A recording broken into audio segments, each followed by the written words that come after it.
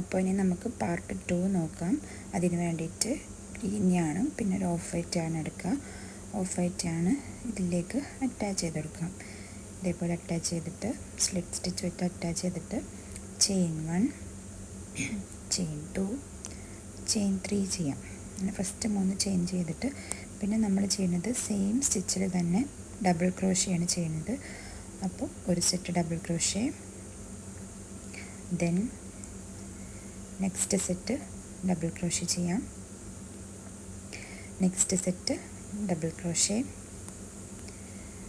Then next set double crochet, then one more set double crochet ചെയ്യാം. ഇവിടെ നമ്മൾ അടുത്തത് ചെയ്യുന്നതാണ് പോപ്കോൺ സ്റ്റിച്ച് എന്ന് പറയും. ആ സ്റ്റിച്ച് ചെയ്യേണ്ടത് അപ്പോൾ നമ്മൾ ലാസ്റ്റ് ചെയ്ത ഈ ഡബിൾ ക്രോഷേൻ്റെ ഈ ലൂപ്പ് ഉണ്ടല്ലോ, ഈ ലൂപ്പും നമ്മൾ ഫസ്റ്റ് 3 സ്റ്റിച്ച് ചെയ്തില്ലേ, ആ ചെയിൻ സ്റ്റിച്ച് ചെയ്തതിൻ്റെ ലാസ്റ്റ് ചെയിനും ഇതേ ഇപ്പോൾ ലാസ്റ്റ് ചെയ്ത ഡബിൾ ക്രോഷേ ചെയ്തതിൻ്റെ ആ ലൂപ്പും കൂടെ എന്ത് ചെയ്യുക, അതിൻ്റെ ഉള്ളിൽ കൂടെ യാൺ ഓവർ ചെയ്യുക. എന്നിട്ട് എന്ത് ചെയ്യുക,